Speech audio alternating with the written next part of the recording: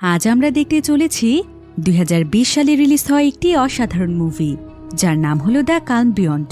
এটি মূলত একটি সার্ভাইভাল থ্রিলার মুভি, যেখানে একটি শহরে এমন ভয়াবহ টাইফুন চলে আসে যে সেই পুরো শহরে একদম পানির নিচে চলে যায় আর মারা যায় শহরের শত শত মানুষ। কিন্তু যারা শুধুমাত্র শহরের উঁচু বিল্ডিংগুলোতে আশ্রয় নিয়েছিল, পৃথিবীতে তখন তাদের মধ্যেই কিছু সংখ্যক মানুষ জীবিত ছিল। কিন্তু এই ভয়াবহ টাইফুনের ফলে সমুদ্রের সঙ্গে পুরো শহর একদম মিশে যায়, অর্থাৎ শহরটিও একদম সমুদ্রে পরিণত হয়। তাই যারা সার্ভাইভ করতে পেরেছিল তারা সেই শহরে ছাদে বসবাস করতে শুরু করে। আর এখানে কোনো নৌকা অথবা অন্য কোনো ব্যবস্থা না থাকার ফলে সেই সমস্ত মানুষেরা নির্দিষ্ট একটি বিল্ডিংয়ে ছাদেই আটকা পড়ে যায়। তারা চাইলেও সেই জায়গা থেকে কোথাও যেতে পারত না। তাদের এই পরিস্থিতি চলতে থাকে প্রায় ৫ বছর ধরে। তাদের কাছে না ছিল পর্যাপ্ত পরিমাণ খাবার অথবা পান করার মতো পানি। এমনই এক ভয়াবহ পরিস্থিতি মোকাবেলা করে মানুষ কি পৃথিবীতে টিকে থাকতে পেরেছিল, সেটাই আমরা দেখব এই মুভিটিতে। তাহলে চলুন ঘুরে আসা যাক পানির নিচে তলিয়ে যাওয়া এক শহরের গল্প থেকে। তো গল্পটি শুরু হয় হংকংয়ের অনেক বড় একটি শহরে, যেখানে বিশাল বড় এক সুনামি চলে এসেছে। আর এটাই ছিল হংকংয়ের ইতিহাসে সবচাইতে ভয়ানক সুনামি, যেটা এতটাই ভয়াবহ ছিল যে সমুদ্রের পানি এসে সম্পূর্ণ শহরকে গ্রাস করে ফেলে, যার ফলে হাজার হাজার মানুষ মারা যায় এবং সেখানকার রাস্তাঘাট ঘরবাড়ি সবকিছু একদম ধূলিসাৎ হয়ে যায়। তবে এই সুনামির হাত থেকে যারা বাঁচতে পেরেছিল তারা সবাই মিলে নিজেদের জীবন বাঁচানোর জন্য সুরক্ষিত জায়গাতে লুকোনোর চেষ্টা করছিল। কিন্তু সুনামি স্রোত এতটাই তীব্র ছিল যে এটা পুরো শহরকে একদম পানির নিচে নিয়ে যায়। আর পানির তীব্রতা সেখানে এত পরিমাণ বাড়তে থাকে যে শহরের রাস্তাঘাট সহ প্রত্যেকটি বিল্ডিং পানির নিচে তলিয়ে যায়। তবে শুধুমাত্র একটি বিল্ডিং ছিল, যেটা সেখানকার অনেক উঁচু বিল্ডিং হওয়ায় পানি স্রোত বিল্ডিংটিকে গ্রাস করতে পারে না, যার ফলে যে সমস্ত মানুষেরা সেই বিল্ডিংয়ে আশ্রয় নিয়েছিল শুধুমাত্র তারাই বাঁচতে পেরেছিল। এবার দেখা যায় যে এই সুনামিটি আরও অনেক তীব্র আকার ধারণ করে, আর এটা মুহূর্তের মধ্যেই পুরো হংকং শহরকে নিঃশেষ করে দেয়। এ ঘটনার পর প্রায় ৫ বছর কেটে যায়। এখানে আমরা মিসুন নামক একটি মেয়েকে দেখতে পাই। মিসুন এতক্ষণ শুয়ে শুয়ে সেই ভয়ানক স্বপ্নগুলো দেখছিল, যেটা ৫ বছর আগে তাদের জীবনে ঘটেছে। আজও মিসুন সেই ভয়ানক সুনামির কথা ভুলতে পারেনি, তাই মাঝে মাঝে সে সেই সুনামির স্বপ্ন দেখে চমকে ওঠে। কিন্তু এই ৫টি বছর ধরে সে অনেক চেষ্টা করেছে সেই ভয়ানক স্মৃতিগুলোকে তার মন থেকে মুছে ফেলে প্রত্যেকটি দিন নতুনভাবে শুরু করতে। তবে আজও সেই আতঙ্ক যেন তার পিছুই ছাড়ছে না। মিসুন এখানকার অনেক উঁচু একটি বিল্ডিংয়ের মধ্যে থাকে, যেটা প্রায় ধ্বংসই হয়ে গিয়েছে। তবে অন্যান্য বিল্ডিংয়ের তুলনায় এটা কিছুটা ভালো আছে। আর মিসুন অনেকদিন ধরে এই বিল্ডিংটিতেই থাকছে। তবে তার সঙ্গে এখানে কেউই ছিল না, সে এখানে একাই বসবাস করে। তবে তার কাছে সার্ভাইভ করার জন্য যেই খাবারগুলো রয়েছে সেগুলোকে সে শত্রুদের হাত থেকে রক্ষা করার জন্য সেই বিল্ডিংয়ের ময়লার স্তূপ ব্যবহার করে। অর্থাৎ সে খাবারগুলোকে ময়লার স্তূপের মধ্যে লুকিয়ে রাখে, যাতে করে কেউ ভুল করেও বুঝতে না পারে যে এখানে খাবার থাকতে পারে। কারণ চারিপাশের অবস্থা যেহেতু এখন অনেক ভয়াবহ, তাই শহরে খাবারের অনেক সংকট রয়েছে। তো মিসুন যেখানে রয়েছে সেখানকার আশেপাশের কোথাও পান করার মতো পানি খুঁজে পাওয়া যায় না। তাই মিসুন আশেপাশের সমস্ত জায়গা থেকে যত ধরনের বোতল, ক্যান এবং ঢাকনাযুক্ত বাটি পেয়েছে সেই সবগুলোকে সে তার কাছে সংগ্রহ করে রেখেছে। কারণ বৃষ্টির সময় আসলেই সেই বোতলগুলোতে পানি সংগ্রহ করে রাখে, আর সেই পানিগুলোই সে সারা বছর পান করে। আর সে সেই বিল্ডিংয়ের ছাদেও পানির একটি গোপন জায়গা তৈরি করেছে। সে প্রতিদিন সকালে সেখানে যায় এবং সেখানে সে নিজের জন্য কফি তৈরি করে। তার কাছে একটি পুরনো রেডিও রয়েছে। সে প্রতিদিন সকালবেলা চা পান করতে করতে সেই রেডিওটি শোনে। এতে যেন সে তার অগোছালো এই জীবনে কিছুটা স্বস্তি খুঁজে পায়। আসলে সেই রেডিওটির মাধ্যমে গান শোনে, যেগুলো আগে থেকেই রেকর্ড করা ছিল। তো এখন এখানে শীতকাল চলছে, আর শীতের দিন সকালে তার আরও একটি কাজ রয়েছে। সেটা হচ্ছে প্রতিদিন শীতের সকালে যেই কুয়াশা পড়ে এবং এতে পানির যেই শিশিরগুলো তৈরি হয়, মিসুন সেগুলোকে শুকনো একটি কাপড়ের সাহায্যে সংগ্রহ করে।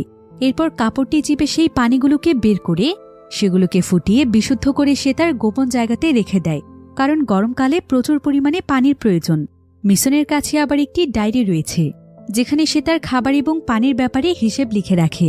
সে সেই ডায়েরির মাধ্যমে এটা বুঝতে পারে যে কোন দিন সে কতটুকু পরিমাণ পানি খরচ করেছে, আর খরচ করার পর তার কাছে বর্তমানে কত লিটার পানি রয়েছে। এতে করে যদি পানির পরিমাণ কমেও আসে তখন সে পানিগুলোকে আস্তে আস্তে করে খরচ করতে পারবে। আর এই হিসেব রাখাটাও তার জন্য অনেক জরুরি, কারণ বছরের প্রায় কয়েকটি সময়ে হাজার চেষ্টা করলেও সে কোনো জায়গা থেকে এক ফোঁটা পানি খুঁজে পাবে না। তবে এবছর মিশুন পানি নিয়ে অনেক দুশ্চিন্তায় ছিল, কারণ প্রায় কয়েক মাস পার হয়ে গিয়েছে, তারপরও বৃষ্টি আসার কোনো নাম কথাই ছিল না। তো এভাবেই মিশুন প্রতিদিন তার সমস্ত কাজগুলো শেষ করে সে তার কাছে থাকা কাপ নুডলস খায়। সে এমন অনেকগুলো কাপ নুডলস সংগ্রহ করে রেখেছে, কিন্তু এই সমস্ত খাবার খেতে খেতে সে অনেক বিরক্ত। তাই খাবার খাওয়ার সময় তার সেই দিনগুলোর কথা মনে পড়ে, যখন সে তার বান্ধবীদের সাথে বড় বড় রেস্টুরেন্টে তার পছন্দের খাবারগুলো খেত, আর তারা একসঙ্গে অনেক মজা করত। তো মিশুন তার কাছে একটি দূরবীনও রেখেছে, আর সে প্রতিদিন সেই দূরবীনের সাহায্যে আশেপাশে চারিদিকে নজর রাখে যে আশেপাশে কোনো সার্ভাইভার্স আছে কিনা, যারা কিনা তার উপর হামলা করে তার খাবার এবং পানি চুরি করতে পারে। এরপর দেখা যায় শহরের মাত্র কয়েকটি বিল্ডিং ভালো রয়েছে, আর কিছু কিছু বিল্ডিংয়ের অবস্থা তো এমন হয়েছে যেগুলো এক এক করে আস্তে আস্তে ধসে পড়ছে, আর প্রায় সমস্ত বিল্ডিং এখনও পানির নিচেই তলিয়ে রয়েছে, কারণ সেই সুনামির পর পুরো শহর এখনও পানির নিচেই তলিয়ে আছে। সেই পানি এখন পর্যন্ত শুকায়নি। তবে এখনও অক্ষত অবস্থায় যে সমস্ত বিল্ডিংগুলো রয়েছে সেগুলোতে মিশুনের মতো কিছু কিছু সার্ভাইভার্সরা আছে। এবার দূরবীন দিয়ে আশেপাশে চেক করার সময় মিশুন রাস্তায় জমে থাকা পানির মধ্যে একটি বাক্স দেখতে পায়। সে তখন দৌড়ে তার রুমে চলে আসে। এরপর সে তার জানালার কাছে এসে একটি হুক সেট করে। আসলে এই সবকিছু সে আগে থেকেই তৈরি করে রেখেছে, যাতে করে বাহিরে কোনো দরকারি জিনিস দেখতে পেলে সে সেটাকে নিয়ে আসতে পারে, কারণ এই বিল্ডিংটির প্রায় অর্ধেকটি অংশ পানির নিচে তলিয়ে আছে। তাই সে চাইলেও বাহিরে গিয়ে কোনো কিছু আনতে পারে না। তো সে তার এই হুকটির সামনে একটি চাকু সেট করে রেখেছে। এবার সে তার কৌশল মোতাবেক হুকটিকে শুট করলে চাকুটি একদম সোজা গিয়ে সেই বক্সের মধ্যে ঢুকে যায়। মিশুন তখন বক্সটিকে টেনে টেনে তার কাছে আনার চেষ্টা করছিল, কিন্তু মিশুন বুঝতে পারে যে পানির নিচ থেকে কিছু একটা তার বক্সটিকে টানছিল। আর যখন সেই বক্সটিকে অনেক জোরে টান দেয়া হয় তখন মিশুন তার জানালার সঙ্গে আঘাত পায়, কিন্তু তারপরও তার শরীরে যত শক্তি রয়েছে সে সেই সমস্ত শক্তি কাজে লাগিয়ে বক্সটিকে টানতে থাকে। মিশুন বুঝতে পারছিল যে কোনো শক্তিশালী প্রাণী হয়তো বক্সটিকে টানছে, তবে তারপরও মিশুন হাল ছেড়ে না দিয়ে বক্সটিকে অনেক জোরে টান দেয়, যার ফলে দেখা যায় সেই প্রাণীটি বক্সটিকে ছেড়ে দিয়েছে। মিশুন তখন কোনোমতে বক্সটিকে তার কাছে নিয়ে আসে, আর ঠিক তখনই সেই প্রাণীটি পানির মধ্যে এত জোরে লাফিয়ে ওঠে যে বাহির থেকে মিশুনের রুমে পানি চলে যায়। মিশুন এতে বুঝতে পারে যে বিশাল বিশাল সামুদ্রিক প্রাণীরা হয়তো এখন শহরে চলে এসেছে। এবার মিশুন সেই বক্সটিকে খুলে দেখছিল যে বক্সটির মধ্যে কি রয়েছে। সে দেখতে পায় যে বক্সটির ভেতরের বেশিরভাগ জিনিসই ছিল ময়লা, কিন্তু এর ভেতরেই সে একটি মদের বোতল খুঁজে পায়। মদের বোতলটি ছাড়া এখানে তার আর কোনো দরকারি জিনিস ছিল না, তাই সে এটাকেই তার কাছে রেখে দেয়। এবার সে আবারও ছাদের উপরে যাচ্ছিল, কিন্তু ছাদে যাওয়ার সময় সে অন্ধকার একটি অ্যাপার্টমেন্টের দিকে তাকিয়েছিল। হয়তো এখানে তার কোনো স্মৃতি জড়িয়ে আছে। এবার কিছুক্ষণ পরে সে ছাদে চলে যায়, আর এখানে এসে সে অনুভব করতে পারে যে তার হাতের ব্যথা অনেক বেশি তীব্র হয়ে উঠেছে, কারণ ওই প্রাণীটি অনেক শক্তি দিয়ে বক্সটিকে টান দিয়েছিল, তাই তার হাত একদম কেটে গিয়েছে। এরপর মিশুন হাতের ব্যথা কিছুটা কমানোর জন্য সেই মদের বোতল থেকে তার হাতের কাটা অংশের উপর মদ ঢালতে শুরু করে। এতে হয়তো তার ব্যথা কিছুটা কমবে। এরপর সে একটি কাপড় দিয়ে কাটা অংশটিতে ব্যান্ডেজ করে ফেলে। ঠিক তখনই দূর থেকে সে কিছু একটা আওয়াজ শুনতে পায়। সে তখন তার দূরবীন দিয়ে বিষয়টি চেক করে। মিশুন দেখতে পায় যে দূর থেকে দুটো জাহাজ এদিকেই আসছে। এতে সে অনেক ভয় পেয়ে যায়। আসলে এই জাহাজগুলো ছিল ডাকাতদের, কারণ তারা জাহাজে করে শহরের বিভিন্ন জায়গাতে ঘুরে ঘুরে মানুষের কাছে থাকা খাবার পানি সহ সমস্ত প্রয়োজনীয় জিনিস ছিনিয়ে নেয়। মিশুন দেখতে পায় যে তারা অলরেডি কয়েকটি বিল্ডিংয়ে হামলা করেছে। এদিকে আবার মিশুনের পাশের একটি বিল্ডিং থেকে একজন ব্যক্তি তাকে দূরবীন দিয়ে দেখছিল। মিশুন এতে ভয় পেয়ে লুকিয়ে পড়ে, কারণ তার কাছে মনে হচ্ছিল যে ওই ছাদে থাকা ব্যক্তিটি হয়তো সেই ডাকাত দলেরই একজন, আর হয়তো তারা এখন তাকেই টার্গেট করছে।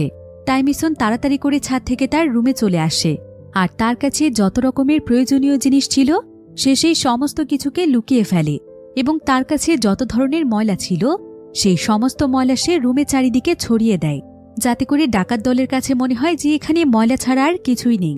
এরপর সে সেখানকার ফ্লোরে ধুলোবালি দিয়ে ভর্তি করে দেয়, যাতে করে এই জায়গাটিকে দেখলে মনে হয় যে এই জায়গাটি প্রায় অনেক বছর ধরে পরিত্যক্তই পড়ে আছে, এখানে কোনো মানুষের আনাগোনা নেই।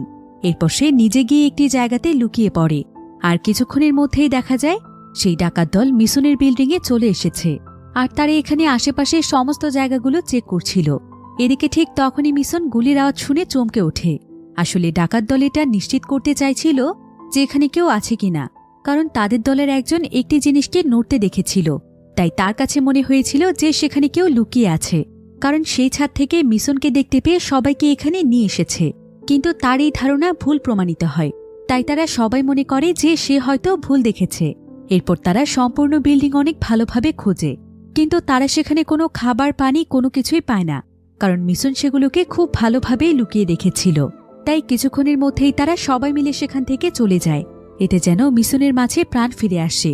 তবে মিশন সেই ডাকাত দলের মধ্যে 15 বছরের একটি বাচ্চাকে দেখতে পায়, আর সেই বাচ্চাটিকে দেখে তার অতীতের কথা মনে পড়ে, যেখানে সে তার ছোট বোনের সঙ্গে অনেক মজা করছিল। আসলে মিশন তার ছোট বোনকে খুবই ভালোবাসত, কিন্তু সে ছিল তার সৎ বোন। তবে তারপরও তারা দুজন একসঙ্গে মিলেমিশে থাকত। মিশন তাকে নিজের সন্তানের মতোই আদর করত। এবার ডাকাত দলের চলে যাওয়ার পর মিশন বাহিরে বেরিয়ে আসে। এরপর সে সেখানে আরও একটি বক্স খুঁজে পায়। সে তখন বক্সটির মধ্যে আরও একটি মদের বোতল খুঁজছিল, যাতে করে সে মদ খেয়ে কিছুটা সময় কাটাতে পারে। কিন্তু সেখানে ময়লা আবর্জনা ছাড়া কিছুই ছিল না। তবে বেশ কিছুক্ষণ খোঁজাখুঁজির পর মিশন সেই বক্সটির একদম নিচে কিছু খাবার দেখতে পায়, যেখানে অর্ধেক পচা কিছু ফল ছিল এবং একটা জেলির বয়ম ছিল। মিশন জেলিটিকে টেস্ট করে। সে দেখতে পায় যে জেলিটি একদম ফ্রেশ রয়েছে। এতে সে বেশ খুশি হয়। কিন্তু এমন সময় সে সামনে তাকিয়ে দেখতে পায় যে ছোট্ট একটি বাচ্চা একটি বক্সের মধ্যে ভেসে রয়েছে। মিশন মনে করে যে বাচ্চাটি হয়তো মারা গিয়েছে, তাই সে আর বাচ্চাটির কাছে যায় না। সে তার জিনিস খোঁজার কাজে মনোযোগ দেয়। তো মিশন যখন এই সমস্ত জিনিস নিয়ে ব্যস্ত ছিল, তখন মিশন বুঝতে পারে যে তার বিল্ডিংয়ে কেউ একজন এসেছে। আসলে সে ছিল একজন সার্ভাইভার্স। আর মিশন তার সিক্রেট জায়গাতে যেই খাবারগুলো লুকিয়ে রেখেছিল, সেখানে এসে সেই জায়গা থেকে খাবার নিয়ে নিচ্ছিল। এদিকে মিশন যখনই তাকে কিছু বলতেই যাবে, তখন সে দেখতে পায় যে সে অন্ধ। তাই মিশন আর তাকে কিছুই বলে না, কারণ অন্ধ মানুষের সার্ভাইভ করাটা তার জীবনের চাইতে আরও বেশি কষ্টকর। তাই মিশন তাকে দেখতে পেয়েও না দেখার ভান করে। এরপর সেদিন রাতের বেলা সে যখন ঘুমোতে যাচ্ছিল, ঠিক তখনই আবারও সে কিছু একটা শব্দ শুনতে পায়। তবে চেক করলে দেখা যায় যে সেখানে কেউই নেই। এবার মিশন তার মুখ ধুয়ে আবারও শুয়ে পড়ে, কিন্তু তার কাছে মনে হচ্ছিল যে এখানে কেউ একজন আছে। তাই সে সেখানে একটি সাবান রেখে দিয়েছিল, যাতে সেখানে কেউ থাকলে পিছলে পড়ে যায় আর সে তাকে ধরতে পারে। এবার কিছুক্ষণ পরেই মিশন আওয়াজ শুনতে পেয়ে যখনই সেখানে যায়, তখন সে সেখানে ছোট্ট একটি বাচ্চাকে দেখতে পায়। আর এটা ছিল সেই বাচ্চা মেয়েটি, যাকে আজকে সকালবেলা মিশন একটি বক্সের ভেতরে ভাসতে দেখেছিল। অর্থাৎ সে বেঁচে আছে। মিশন তখন বাচ্চাটিকে ধরতে যায়, কিন্তু বাচ্চাটি এখানে মিশনকে আঘাত করে সেখান থেকে দৌড়ে পালিয়ে যায়। সে আসলে আরেকটি রুমে এসেছে। তার হাতে মিশনেরই একটি হারিকেন ছিল। এমনকি সে মিশনের কাছ থেকে অনেকগুলো মোমবাতিও চুরি করে নিয়েছে। আর সে এখানে আরও কিছু জিনিস খুঁজতে খুঁজতে সে একটি সিক্রেট দরজার সামনে পৌঁছে যায়, যেখানে তালা লাগানো আছে। আর মিশন এই দরজাটিকে কোনোদিনও খোলেনি। এরপর সে যখন সেখান থেকে খাবার নিতেই যাবে, তখন সে আবারও মিশনের আওয়াজ শুনতে পেয়ে সেখান থেকে পালিয়ে যায়।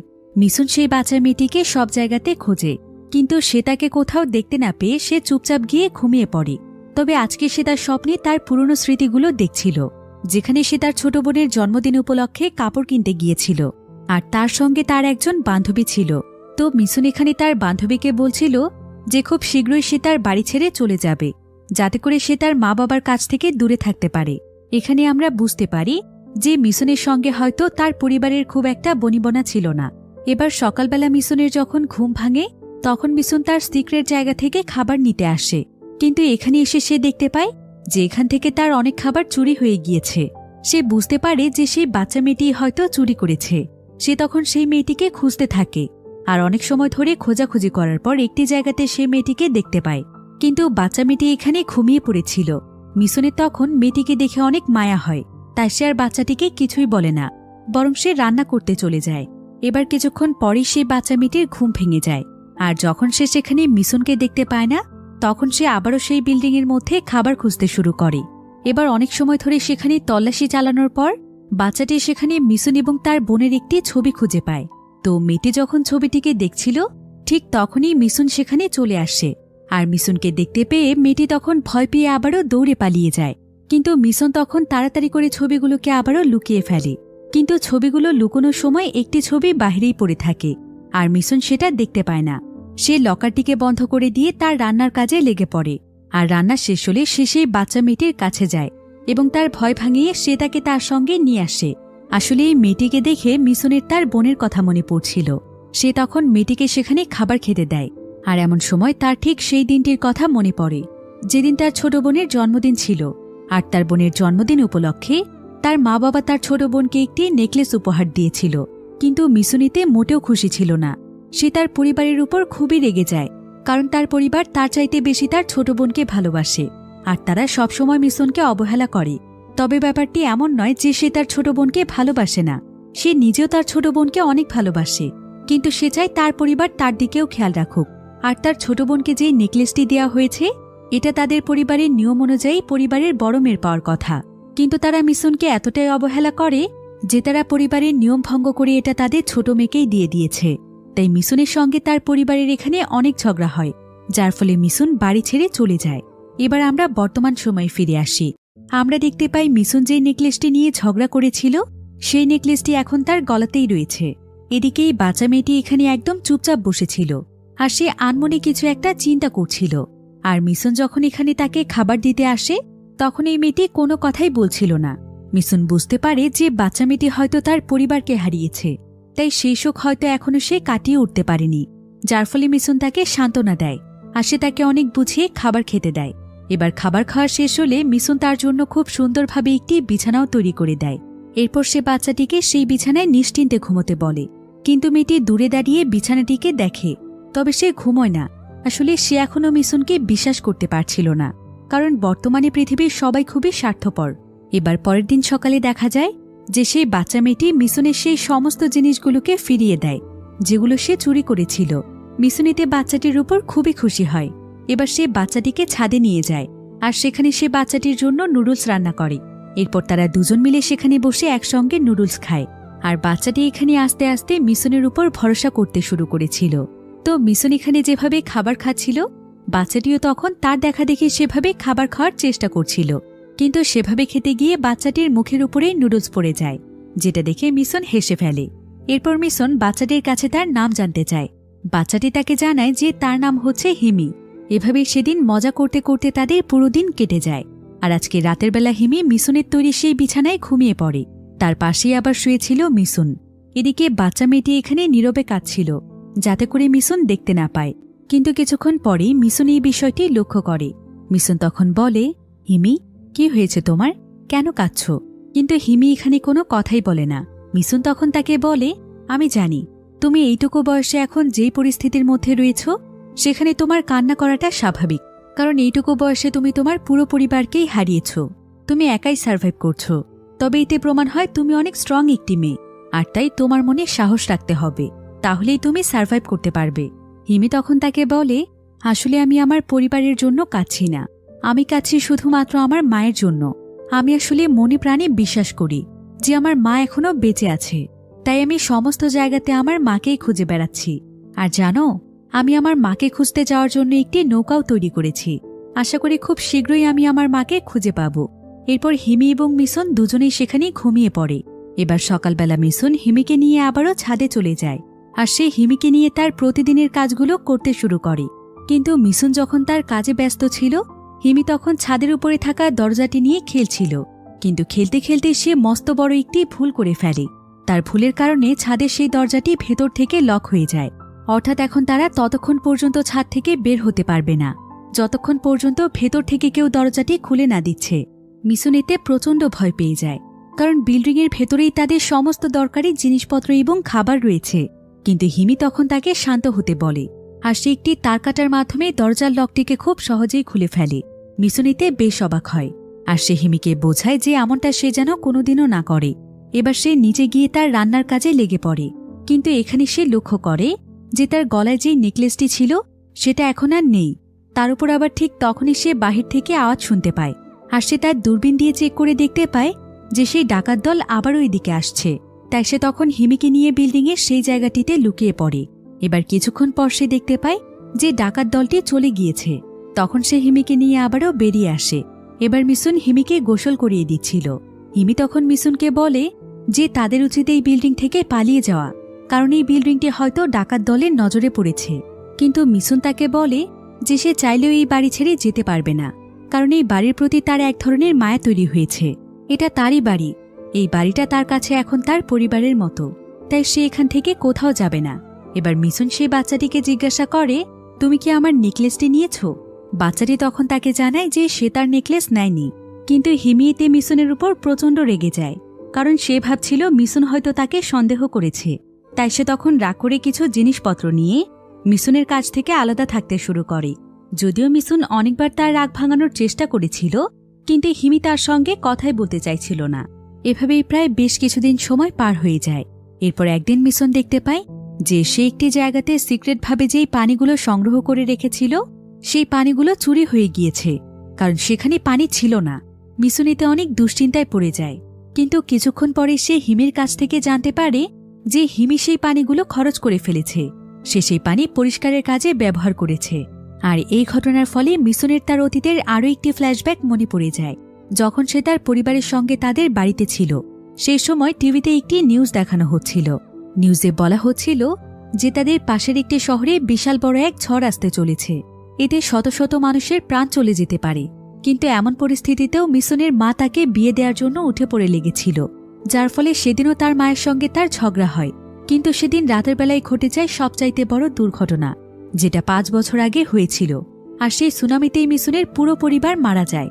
একমাত্র সেই সার্ভাইভ করতে পেরেছিল। এবার পরের দিন সকালে মিসুনের যখন ঘুম ভাঙে, তখন সে হিমিকে দেখে ভুল করে তার ছোট বোন মনে করে। এরপর সে দেখতে পায় যে হিমি এখানে লাইট জ্বালাতে যাচ্ছে, কিন্তু মিসুন তাকে সঙ্গে সঙ্গেই মানা করে দেয়। সে তাকে জানায় যে তাদের এখানে ইলেকট্রনিক ডিভাইস ব্যবহার করা মোটেও সেফ নয়, কারণ এখানকার চারিদিকেই পানি রয়েছে, তাই এতে যে কোনো সময় কোনো বড় ধরনের দুর্ঘটনা ঘটতে পারে। এবার হিমি এখানে মিসুনের কাছে সেই রুমটির ব্যাপারে জানতে চায়। মিসুন তাকে জানায় যে ওই রুমে ময়লা আবর্জনা দিয়ে ভর্তি, তাই সেই রুমটিকে লক করে রেখেছে, কারণ সেই রুম থেকে প্রচুর পরিমাণে দুর্গন্ধ আসে। তো এর কিছুক্ষণ পর হিমি সেখানে মিসুনের সেই রেডিওটি খুঁজে পায়। আর যখন সে রেডিওটি চালু করে, তখন রেডিওতে একটি সিগন্যাল পাওয়া যায়। আর রেডিওতে গভর্নমেন্টের পক্ষ থেকে একটি মেসেজ দেওয়া হয়েছে। মেসেজটিতে বলা হচ্ছিল, যদি আশেপাশের কোথাও আপনারা জীবিত থাকেন, তাহলে গুঞ্চুন নামক একটি জায়গাতে আমাদের কাছে চলে আসুন। আমরা এখানে সার্ভাইভার্সদের জন্য শেল্টার তৈরি করেছি। আমাদের কাছে পর্যাপ্ত খাবার, পানি এবং মেডিসিন রয়েছে। এখানে আপনারা অনায়াসেই থাকতে পারবেন। একথা শুনে হিমি অনেক খুশি হয়ে যায়, কারণ তার কাছে মনে হচ্ছিল যে সেখানে হয়তো তার মা রয়েছে, এমনকি তারা সেখানে গেলে অনেক ভালোভাবে থাকতে পারবে। সে তখন দৌড়ে চলে যায় মিসুনের কাছে, আর সে মিসুনকে কথা জানায়। কিন্তু মিসুন এতে মোটেও অবাক হয় না, কারণ সেই শেল্টারের ব্যাপারে অনেক আগে থেকেই জানত। কিন্তু সে কখনোই সেই জায়গাতে যাওয়ার সাহস পায়নি, কারণ গুঞ্চিন শহরটি কোন জায়গাতে সেটা সে নিজেও জানে না। আর সেখানে পৌঁছতে কত সময় লাগবে এটাও সে নিশ্চিত নয়। তাছাড়া তার কাছে কোনো বোটও ছিল না যে সেটাতে করে সে সেখানে যাবে। তো হিমি এখানে সেই জায়গাতে যাওয়ার জন্য জেদ করছিল, কিন্তু মিসুন তাকে বোঝায় যে তারা এখানেই ভালো আছে, আর তাদের কাছে কোনো বোটও তো নেই। তাছাড়া এত রিস্ক নিয়ে সেখানে যাওয়াটা ঠিক হবে না, কারণ এখন বাহিরের পানিতে শার্কসহ অনেক ভয়ানক প্রাণীরা থাকে। তাই একবার ভুল করে পানিতে পড়ে গেলে বাঁচার কোনো চান্স নেই। তাই আমি যেভাবেই রয়েছি সেভাবেই থাকতে চাই।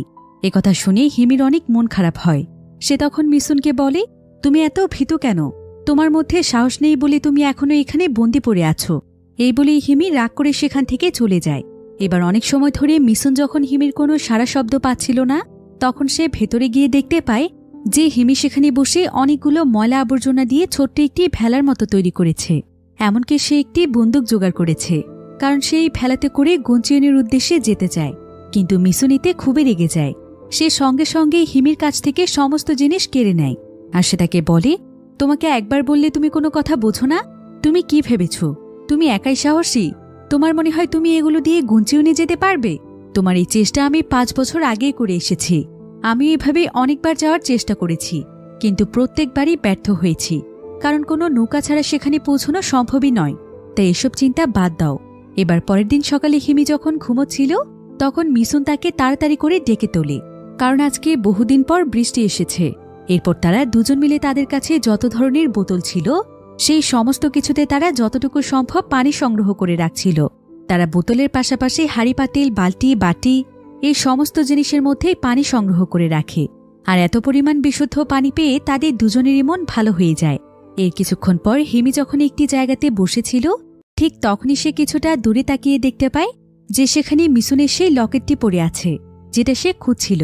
এদিকে মিসুন সেখানে তার এবং তার ছোট বোনের সেই ছবিটি খুঁজে পায়। আর এই ছবিটি দেখে মিসুনের তার বোনের জন্য খুবই মন খারাপ ছিল, কিন্তু হিমি এটা দেখতে পেয়ে মিসুনকে সান্ত্বনা দেয়। এবার সেদিন রাতের বেলা মিসুন যখন ঘুমোতে যায়, তখন তার কাছে মনে হচ্ছিল যে তার বালিশের নিচে কিছু একটা রয়েছে। সে তখন সেখানে চেক করে দেখতে পায় যে তার সেই নেকলেসটি সেখানে রয়েছে। এতে সে কিছুটা অবাক হয়ে যায়। সে বুঝতে পারে যে হিমি এটা খুঁজে পেয়ে তার বিছানার কাছে এনে রেখেছে। তবে এতে হিমির জন্য তার অনেক খারাপ লাগছিল, কারণ সে শুধু শুধুই হিমির উপর সন্দেহ করেছিল। তাছাড়া সে বাচ্চা মেয়েদের সাথে অনেক খারাপ আচরণও করেছে, যেটা তার একদমই ঠিক হয়নি। এসব কথা ভেবে মিশন এখানে অনেক লজ্জিত হয়। এরপর সে হিমির সঙ্গে গিয়ে ছাদে বসে গল্প করে। এবার পরের দিন সকালবেলা দেখা যায় যে মিশন নিজেই এখন একটি বোর্ড তৈরি করার চেষ্টা করছে। সে তার পুরো বিল্ডিং থেকে বিভিন্ন জিনিসপত্র সংগ্রহ করেছে, আর সে অনেক কষ্ট করে সেখানে কোনো মতে একটি বোর্ড তৈরি করে ফেলে। এরপর সে সারপ্রাইজ দেওয়ার জন্য হিমিকে সেখানে নিয়ে আসে। আর হিমি যখন সেখানে সেই বোর্ডটি দেখতে পায়, সে তো এটা দেখে মহা খুশি হয়ে যায়। এরপর মিশন আবারও তার অতীতের একটি ফ্ল্যাশব্যাক দেখতে পায়, যেখানে তার ছোট বোন তার মন খারাপ দেখতে পেয়ে সেই নেকলেসটি তাকে পরতে দিয়েছিল আর বলেছিল যে এটা সে পরে নিয়ে নেবে। কিন্তু তার নেকলেসটি ফেরত নেওয়ার আগেই হঠাৎ করে সেদিন রাতে সুনামি চলে আসে, যার ফলে মিশন তার বোনকে সেই নেকলেসটি আর ফিরিয়ে দিতে পারেনি। আর এই বিষয়টি নিয়ে মিশনের অনেক আফসোস ছিল। তাই মিশন তখন সেই নেকলেসটি নিয়ে হিমির কাছে যায়, আর সে হিমিকে সেই নেকলেসটি উপহার দেয়, কারণ হিমির মাঝেই সে তার ছোট বোনকে দেখতে পায়। হিমি এতে খুবই খুশি হয়। আর পরের দিন সকাল থেকেই তারা দুজন তাদের কাজে লেগে পড়ে। তারা আসলে তাদের সমস্ত প্রয়োজনীয় জিনিসগুলোকে একত্রিত করছিল এবং সেগুলোকে তারা তাদের বোটে সেট করছিল, কারণ তারা এই সমস্ত জিনিস সাথে নিয়ে খুব শীঘ্রই রওনা হবে। তাই হিমি মনের আনন্দে কাজ করছিল, কিন্তু সে কাজ করার সময় হেডফোনের সাহায্যে তার পছন্দের গান শুনছিল। তবে ভুলবশত তার হাত লেগে রেডিও থেকে হেডফোনটি খুলে যায়, যার ফলে পুরো বিল্ডিংয়ে অনেক জোরে গান বাজতে শুরু করে। হিমি এবং মিশনিতে খুবই ভয় পেয়ে যায়, আর তারা তাড়াতাড়ি করে গান বন্ধ করে, কারণ ডাকাত দল যদি এটা একবার শুনতে পায় তাহলে তারা এখানে চলে আসবে। মিশন তখন ছাদে গিয়ে তার দূরবীনের সাহায্যে আশেপাশে সেই ডাকাত দল আছে কিনা সেটা চেক করছিল। মিশন দেখতে পায় যে ডাকাত দল তাদের দিকেই আসছে, কারণ তারা এই গানের আওয়াজ শুনতে পেয়েছিল। তারা বুঝতে পেরে গিয়েছে যে এখানে কোনো মানুষ রয়েছে। তাই মিশন তখন তাড়াতাড়ি করে হিমিকে নিয়ে তাদের সমস্ত প্রয়োজনীয় জিনিসগুলো লুকিয়ে ফেলে। কিন্তু এখানে দুজন মিলে একসঙ্গে লুকোনোর তেমন কোনো জায়গা ছিল না। তাই মিশন হিমিকে একটি ক্লোজেটের ভেতরে লুকিয়ে ফেলে, আর সে হিমিকে সেখানে একদম চুপচাপ থাকতে বলে। এরপর সে দৌড়ে সেই রুমটির মধ্যে চলে আসে, যে রুমটি সবসময় তালা লাগানো থাকত। মিশন সেখানে এসে কোনো মতে লুকিয়ে পড়ে। এবার কিছুক্ষণের মধ্যেই দেখা যায় যে সেই ডাকাত দল এখানে এসে পৌঁছে গিয়েছে, আর তারা এবার একদম নিশ্চিত ছিল যে এখানে কেউ না কেউ রয়েছে। তাই তারা এখানকার সবকিছু একদম তছনছ করে ফেলছিল। এমনকি তারা সবাই মিলে বিল্ডিংটির আনাচে কানাচে তল্লাশি শুরু করে। আর তারা সেখানে মিশন এবং তার বোন সহ তাদের কিছু ফ্যামিলি ফটো দেখতে পায়, যার ফলে তারা একদমই নিশ্চিত হয়ে যায় যে এখানে অবশ্যই কেউ রয়েছে। তাই তারা সবাই মিলে প্রত্যেকটি রুমে খুঁজতে থাকে, আর তারা মিশনের সমস্ত জিনিসপত্র ভেঙে একদম তছনছ করে দেয়। আর কিছুক্ষণ পরেই দেখা যায় যে ডাকাত দলের মধ্যে একজন ব্যক্তি সেই রুমটির মধ্যে প্রবেশ করে যেখানে মিশন লুকিয়েছে। আর সেই ব্যক্তি এই রুমটির মধ্যে এসে প্রচণ্ড দুর্গন্ধ পায়, তাই সে রুমটিতে আরও ভালোভাবে দেখতে থাকে। আর কিছুক্ষণ পর সে সেখানে থাকে একটি কাপড় উঠালে সেখানে দেখা যায় যে কয়েকটি লাশ রয়েছে, যেগুলো পচে গলে দুর্গন্ধ ছড়িয়েছে। এসব দেখে সেই ব্যক্তির অবস্থা একদম খারাপ হয়ে যায়। এদিকে মিশন খুব ভালোভাবেই বুঝতে পারছিল যে এখানে কেউ একজন চলে এসেছে, তাই সে প্রচুর পরিমাণে আতঙ্কিত হয়ে যায়। আর যাতে করে তার মুখ দিয়ে কোনো শব্দ বের হয়ে না যায়, সে তখন তার অতীতের ঘটনা চিন্তা করতে থাকে। যখন পুরোদমে তাদের শহরে সুনামি চলে এসেছিল, সে সেখানে শহরের সকল মানুষদের সাথে তার বোনকে নিয়ে পালিয়ে যাওয়ার চেষ্টা করছিল। সেই সময় শহরে শত শত মানুষের ভিড় লেগে গিয়েছিল, যার ফলে কিছু মানুষ তো মানুষের পায়ের নিচে পড়েই মারা যায়, আবার কিছু মানুষকে সুনামি ভাসিয়ে নিয়ে যায়। কিন্তু মিশন সেদিন কোনো মতে তার বোনকে নিয়ে দৌড়ে এই বিল্ডিংটির একদম উপরে চলে আসে। এদিকে ডাকাত দল মিশনদের বিল্ডিং থেকে তার সিক্রেট জায়গাতে রাখা অনেকগুলো খাবার খুঁজে পায়।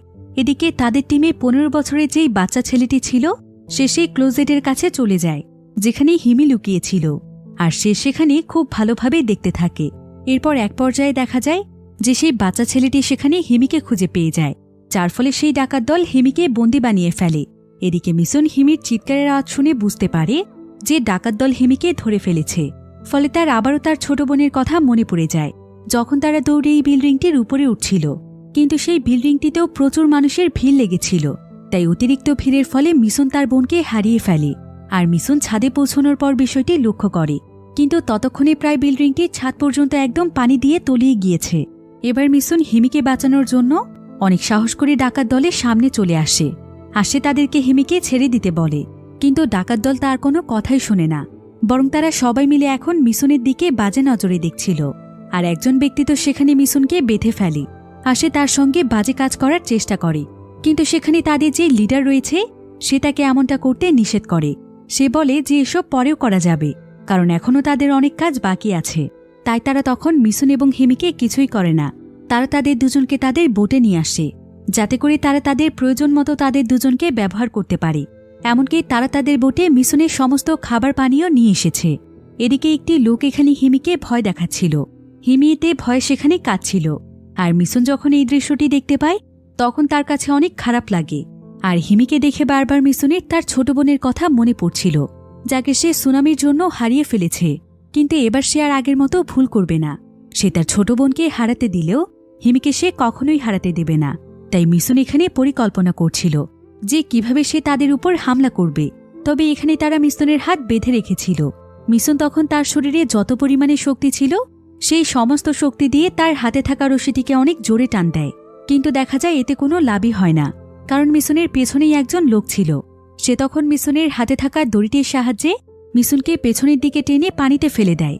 এরপর সেই ব্যক্তি মিশনের উপর ঝাঁপিয়ে পড়ে। সে এখানে মিশনকে গলা টিপে মেরেই ফেলছিল। কিন্তু সৌভাগ্যবশত মিশন সেখানে ভাঙা একটি সিডি ক্যাসেট দেখতে পায়। সে তখন কোনোমতে সেই ক্যাসেটটি তার হাতে নিয়ে সেটা দিয়ে সেই লোকটিকে আঘাত করে। কিন্তু এতে করে তার তেমন একটা ক্ষতি হয় না। তবে লোকটি এতে আরও রেগে যায়, আর সে তখন মিশনকে পানির মধ্যে চেপে ধরে। কিন্তু মিশন তারপরও হাল ছেড়ে দেয় না। সে এখানে কোনোমতে টেনে হিঁচড়ে লোকটিকে সহ একটি নির্দিষ্ট জায়গাতে যায়, যেখানে সে একটি বন্দুক দেখেছিল। সে তখন সেই বন্দুকটি হাতে নিয়ে সেই ডাকাতটিকে গুলি করে মেরে ফেলে। কিন্তু বন্দুকের আওয়াজ শুনতে পেয়ে সমস্ত ডাকাতেরা এখানে চলে আসে। তবে ততক্ষণই মিশন লুকিয়ে পড়েছিল। তাই তারা আবারও মিশনকে সমস্ত জায়গাতে খুঁজতে থাকে। তবে এক পর্যায়ে একজন গার্ড দূর থেকে মিশনের কান্নার আওয়াজ শুনতে পাচ্ছিল। সে তখন সেই কান্নার আওয়াজের পিছু করতে করতে একটি রুমে চলে যায়। আসলে এটা ছিল মিশনেরই একটি ফাঁদ। সে এখানে তার হাতে একটি ধারালো অস্ত্র নিয়ে বসেছিল। আর যখনই সেই ডাকাতটি এখানে আসে মিশন সঙ্গে সঙ্গে তাকে সেই অস্ত্র দিয়ে আঘাত করে মেরে ফেলে। এভাবে করে তার ফাঁদে ফেলে সে বেশ কয়েকজন ডাকাতকেই মেরে ফেলে। এবার সে একটি চাকু হাতে নিয়ে তার সেই রেডিওটি খুঁজতে যায়, কারণ গুঞ্চিয়নে পৌঁছতে রেডিওটি তাদের অনেক প্রয়োজন। কারণ রেডিওটির মাধ্যমেই তারা গুঞ্চিয়নের খবরাখবর পাবে। তবে এখানে কয়েকজন ডাকাত মিশনের পায়ের আওয়াজ পায়। কিন্তু মিশন এখানে আগে থেকেই সতর্ক ছিল। তাই ডাকাত দলেরা যখন তার কাছে আসে তখন সে সঙ্গে সঙ্গেই তাদেরকে সেই চাকু দিয়ে মেরে ফেলে। তবে এখনও আরও অনেকগুলো ডাকাত জীবিত আছে। কিন্তু মিশন তাদেরকে ট্র্যাপে ফেলে এক এক করে তাদের প্রত্যেককেই মেরে ফেলে। এদিকে এখনও ডাকাত দলের একটি মেয়ে জীবিত আছে। কিন্তু সে যখনই মিশনের উপর হামলা করতেই যাবে ঠিক তখনই মিশন কৌশলে তার শরীরে তেল দিয়ে আগুন লাগিয়ে দেয়। অন্যদিকে দেখা যায় তাদের লিডার এখনও জীবিত আছে, আর সে সঙ্গে সঙ্গে সেখানে মিশনের উপর হামলা করে। তবে প্রায় অনেক সময় ধরে মিশন ফাইট করতে করতে সে অনেকটাই ক্লান্ত হয়ে পড়েছিল। তাই সে লিডারের সঙ্গে পেরে উঠছিল না, যার ফলে লিডার তাকে চাকু দিয়ে অনবরত আঘাত করতে থাকে। তবে মিশন চালাকি করে কোনোমতে এখানকার লাইটটি বন্ধ করে দেয়, আর সে অন্ধকারের সুযোগ নিয়ে লিডারের গলাতে ছুরি ঢুকিয়ে দেয়। ফলে এখানে লিডারেরও মৃত্যু হয়। কিন্তু এমন সময় ডাকাত দলের সেই বাচ্চা ছেলেটি দৌড়ে মিশনের উপর আক্রমণ করতে আসে। কিন্তু মিশন চালাকি করে উপরে চলে যায়, আর সেই ছেলেটি যখন তার পিছু পিছু ছাদে চলে যায় তখন মিশন তাড়াতাড়ি করে ভেতর থেকে দরজা বন্ধ করে দেয়। ফলে সেই ছেলেটি ছাদেই আটকা পড়ে। অর্থাৎ এখন সে আর চাইলেও ছাদ থেকে বের হতে পারবে না। তাই সে এখানে আতঙ্কিত হয়ে যায়, আর সে কাঁদতে কাঁদতে মিশনের কাছে অনুরোধ করে যে মিশন যেন তাকে এখানে ফেলে না যায়। সে আর তাদেরকে কিছুই বলবে না, তার ভুল হয়ে গিয়েছে। তো ছেলেটির কান্না শুনে মিশনের মায়া হয়, আর সে যখনই দরজাটি খুলতেই যাবে ঠিক তখনই সেই ছেলেটি রাগান্বিত হয়ে সেখানে গুলি চালাতে থাকে। মিশন বুঝতে পারে যে এই ছেলেটি কোনো ভালো মানুষ নয়। সে বের হলেই তাদের দুজনের উপর আক্রমণ করবে। তাই সে ছেলেটিকে সেখানেই ফেলে চলে আসে। অন্যদিকে হিমির সাথে আরও একজন ডাকাত রয়েছে, যে কিনা হিমিকে পাহারা দিচ্ছিল। এদিকে মিশু সেই ডাকাতটিকে মারার জন্য একটি প্ল্যান করে, কারণ সেই ডাকাতটির কাছে অস্ত্র আছে। তাই সে চাইলেও তাকে কাছে গিয়ে মারতে পারবে না। এবার মিশনের জানালার কাছে যেই হুকটি রয়েছে, অর্থাৎ যেই হুকের সাহায্যে সে বক্স নিয়ে আসত, সেই হুকটিকে সে কৌশল করে একটি তীরের মতো বানায়। এরপর সে টার্গেট করে তার দিকে একটি তীর ছোড়ে। কিন্তু এতে করে কোনো লাভ হয় না, তার টার্গেট মিস হয়ে যায়। তবে ডাকাতটি এখানে বুঝতে পারছিল না যে তীরটি কোন দিক থেকে এসেছে। তাই সে যখন এদিক ওদিক দেখছিল সেই সুযোগে হিমি তাকে জোরে ধাক্কা দেয়। কিন্তু ডাকাতটি পড়ে যাওয়ার সময় হিমিকেও ধরে, যার ফলে সে হিমিকে সাথে নিয়েই পানিতে পড়ে যায়। এদিকে ডাকাতটি সাঁতার কাটতে কাটতে তাদের বোটটির কাছে চলে যাচ্ছিল, কিন্তু সেখানেই বিশাল আকৃতির একটি প্রাণী ছিল, যেটা সঙ্গে সঙ্গে এই ডাকাতকে একদম গিলে খেয়ে ফেলে। অন্যদিকে মিশন অনেক কষ্ট করে হিমিকে কোনো মতে পানি থেকে উপরে তুলে আনে। এরপর তারা আর সেখানে এক মুহূর্তও দেরি করতে চাইছিল না। তারা এবার নিশ্চিন্তে গুঞ্জনের উদ্দেশ্যে রওনা দিতে চায়। আর ডাকাত দলেরা আগে থেকেই তাদের বোটে অনেক খাবার এবং পানি রেখেছিল, তাই তাদের দুজনের আর কোনো চিন্তাই ছিল না। তারা এখন নিশ্চিন্তে তাদের সফরে যেতে পারবে। তারা সিদ্ধান্ত নেয় যে তারা ডাকাত দলেরই বোটে করে এখন রওনা হবে। তারা তাদের সাথে রেডিওটিও নিয়ে নেয়। এরপর রাতেই তারা রওনা হয় তাদের গন্তব্যের উদ্দেশ্যে। মিশন তো বোটের মধ্যেই নিশ্চিন্তে ঘুমিয়ে পড়ে, আর সকালবেলা ঘুম থেকে উঠেই জাহাজের মধ্যে সে রেডিও কানেক্ট করে। এবার রেডিওর মধ্যে লোকেশন শুনে তারা যখন সামনে গিয়ে তাকায়, তখন তারা দূর থেকে গুঞ্জিয়ন শহরকে দেখতে পায়, যেটার উদ্দেশ্যে তারা রওনা হয়েছে। সেখানে অনেকগুলো শেল্টার ছিল। এতে তারা দুজনই অনেক খুশি হয়ে যায়, কারণ এখন তাদেরকে আর আতঙ্কিত হয়ে জীবনযাপন করতে হবে না, এমনকি এভাবে এক জায়গাতে বন্দিও থাকতে হবে না। তারা সেখানে সকলের সঙ্গে মিলে শুরু করবে তাদের নতুন জীবন।